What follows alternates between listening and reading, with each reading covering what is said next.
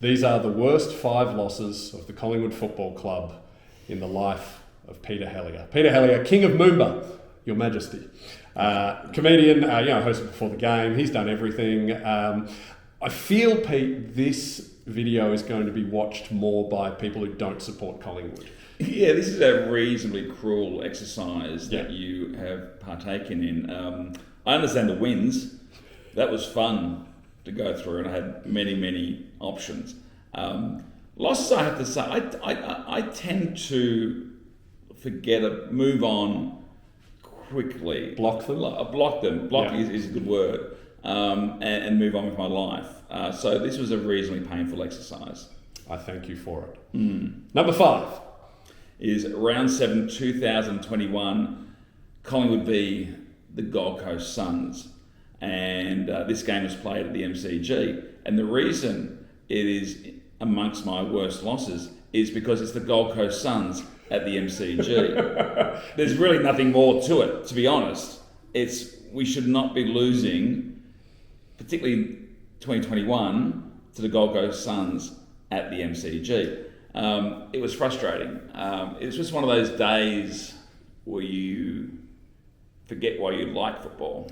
To be honest, it wasn't the first time we lost to the Suns. We lost to them in Metricon, and famously we lost to them. And Gary Ablett had a couple of times had 75 disposals against us in the first quarter, and then went on with it.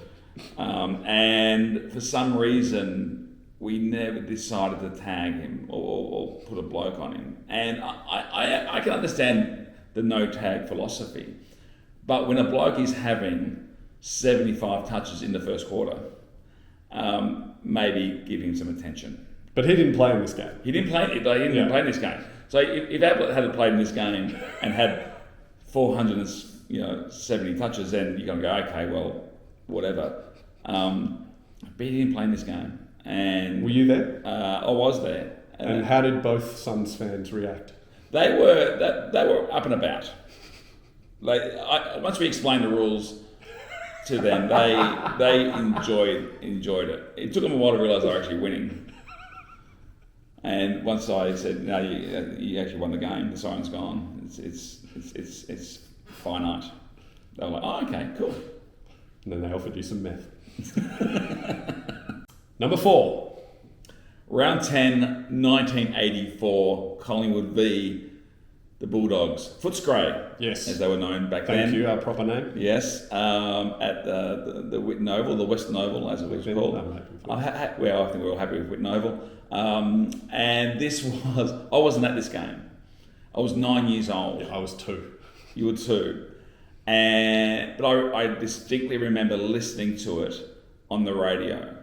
9 is I remember 9 is probably where I started to get really emotional about football. I agree. I have vague memories of, the Collingwood Carlton grand final, the Harms, Oh, yes. Vague memories of that. But I agree. I reckon 7, 8, 9, I can start remembering stuff. And Footscray were terrible in that mid-80s Footscray. Yeah. Apart from a blip in 85 where we were good, but we were generally not making finals, and this should have been an easy win for you. Yeah, because I think Collingwood 84, I think we ended up playing finals that year, from memory, and yeah, we should have won it, and it was close. So I was listening to particularly the last quarter, and Graham Allen, the poor bloke who went on to become one of the architects of the 1990 grand final win, and then went to the Swans, and I think the GWS. He got the ball at half back not long before late in the last quarter, and famously or infamously kicked across goal, where Simon Beasley. Is it true that Simon Beasley kicked more goals in the 80s than anybody else? Is that true? Oh, surely not. I read with Plugger and. I read that on a Reddit or something, and I thought that can't be true. That can't. We'll check it, and here is whether it's true or not now.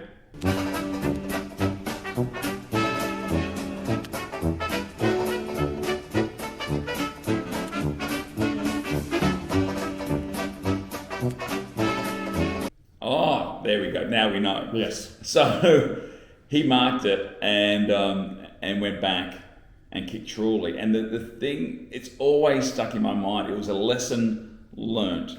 You never kick across goal. And that rule has kind of been, switching has become a much bigger part of the game. But never that close to goal. Never that close to goal. And I mean, you have to say the players are better skilled these days, so they can hit up targets with a bit more pressure. But I still get nervous when a Collingwood player kicks across goal, even if there's no one there. I still like, okay, moving on. Okay, you've had some fun. Now let's go down the line, please.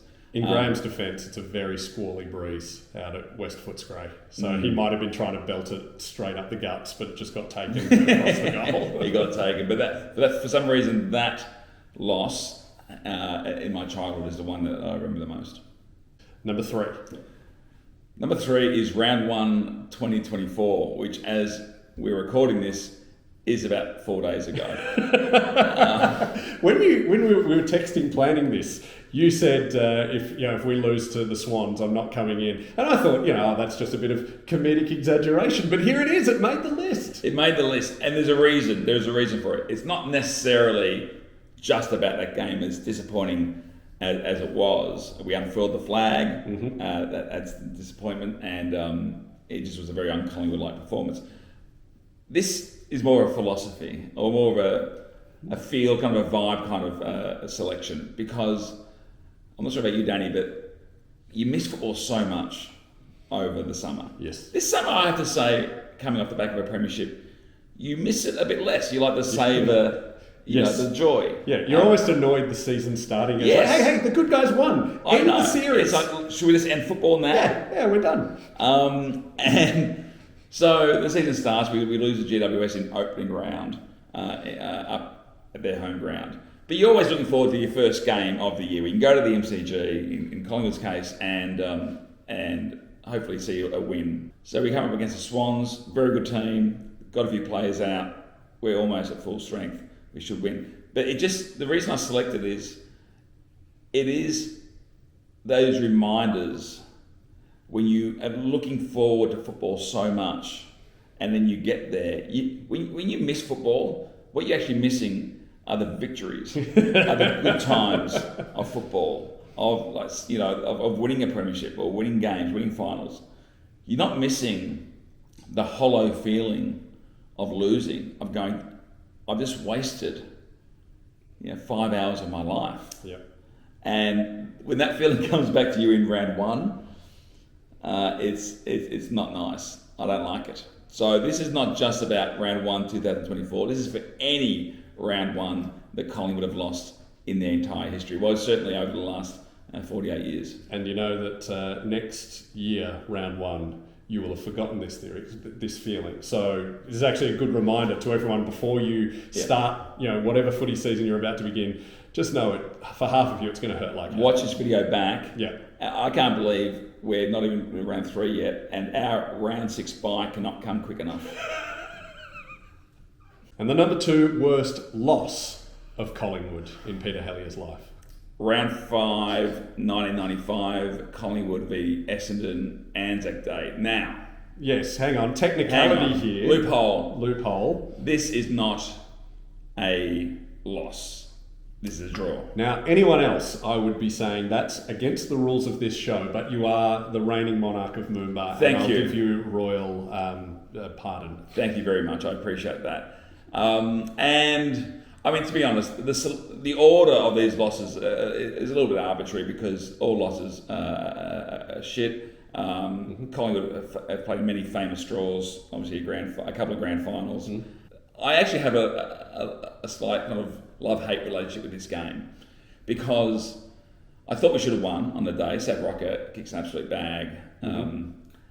Dermy's quite good. Dermy's playing. Dermy's playing. Probably maybe his best game he played for Collingwood. Yep. I actually worked at this game. So my first job was an usher at the MCG. I would show people to their seats, and I remember this game is building. This is the first Anzac Day game. It wasn't a thing. It wasn't a thing. You know, they were trying to make it a thing. Nobody quite knew what was going to happen, and I'm not sure they even knew that it was a sellout or not. But I just remember this. I was working at the top of the Ponsford stand, where I had watched Collingwood win the grand final 5 years earlier. It just kept building and building. And by the time the game started, I remember somebody coming up to me and going, "Where do I sit?" And I said, "If you can find a place, sit there." Like we had people sitting. You wouldn't be able to do it now, but people were sitting in the aisles. In the aisles. Wow. And I do love the Anzac Day. Yeah, this is a bit too positive, Pete. We're trying to get some pain here. Why do you hate this loss? I know. Well, because listen, when your forward kicks, I think you make it 8. You know, you kick a lot. Mm-hmm. And it was the first one. And knowing by the time the game started, you kind of go, okay, this is a thing. Mm-hmm. This is a thing. And it was the beginning of this tradition. And it would have been nice to get that win. You know, I mean, Ryan O'Connor was playing for Essendon. You know, I think we should have beat any team with Ryan O'Connor in it. Sorry, Ryan, if you're watching. It's probably a bit harsh, but yeah, we should have won that game. And the worst loss for the Collingwood Magpies in the life of Peter Helliar. You may be right. The last one, maybe there's a bit of too much positivity. Mm-hmm. So to make up for that, it is round 5, 2009, Anzac Day, Collingwood v the Bombers. 4 syllables. Zaharakis. So we were filming a movie that I made called I Love You Too at the time. With Peter Dinklage. Peter Dinklage, his final project before he did a little show called Game of Thrones. Oh, yeah. Good luck to him. Yeah, you look it up, it's on YouTube, you can find some clips, I'm sure. And I took Brendan Cowell, who's a massive NRL fan. We would have debates about NRL versus AFL. Ivan Strahovski, who is an Emmy Award winner from The Handmaid's Tale, you may know. And I was like, they'd never been to a football game before. They're both Sydney Siders. And I said, well, Anzac Day, you got to come. So I organised some tickets. I was pretty confident going into this game, from memory. And then during the game, I think we got out to a bit of a lead. You did, and they lost them at first ruckman. Yes. Then Paddy Ryder took over. Yeah, we were looking good. I think Trav Cloak was in good form. And to the point where I think we may have headed inside because we had like corporate tickets. So we said, let's go, we'll get a drink and we can watch it from in here for a bit. How far ahead are you? Oh, it might have been 4.5 goals or so, you know, from vague memory. And then the rain started coming and it started getting a bit interesting. And I remember... Quite cinematically foreshadowing. Oh, Peter Dinklage was like that. And so let's just go out and we'll just make sure we get this win. And we sat out there and it just was a parade of kind of Essendon goals.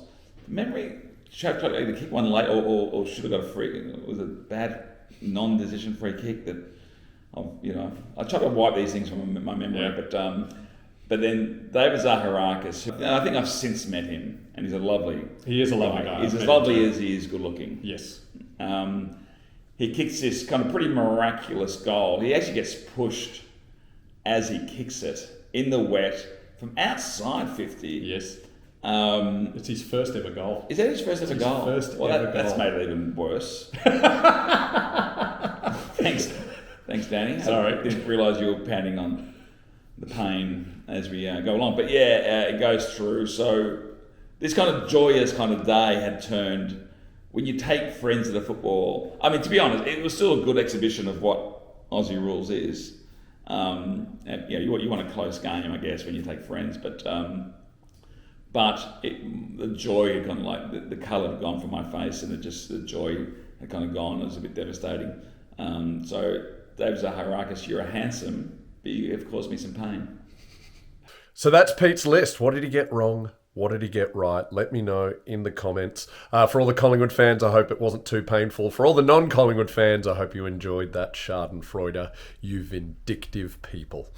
Be sure to check out Pete. He is touring his show, Pete Helliar Gives Zero Flips, around the country. Check out all the details at comedy.com.au. Who do you want me to chat to about their favourite teams' wins and losses? Let me know, like, subscribe, all that malarkey. See you next time.